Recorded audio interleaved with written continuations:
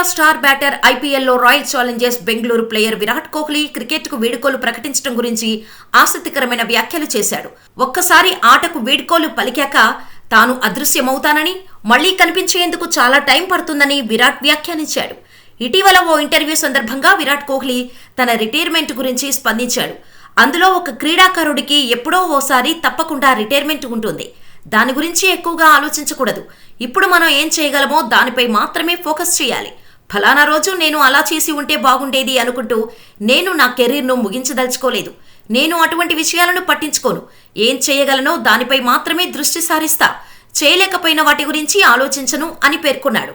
అలాగే క్రికెట్కు వీడ్కోలు పలికిన తర్వాత ఎవరికీ కనిపించను. సుదీర్ఘ విరామం తీసుకుంటా. విరామ సమయంలో తర్వాత ఏం చేయాలనే దానిపై నిర్ణయం తీసుకుంటా. ఆడినంత కాలం అత్యుత్తమ ప్రదర్శన ఇవ్వాలన్న స్ఫూర్తే నన్ను నడిపిస్తోంది అని విరాట్ కోహ్లీ వ్యాఖ్యానించాడు. అయితే ఇటీవల అనుష్క శర్మ రెండో బిడ్డకు జన్మనిచ్చిన సమయంలోనూ విరాట్ చాలా రోజుల పాటు ఎవరికీ కనిపించలేదు. అనుష్క శర్మ డెలివరీ లండన్లో జరిగిందని ప్రచారం జరిగింది. ఈ విషయంలో కోహ్లీ నుంచి ఎలాంటి స్పందన రాలేదు.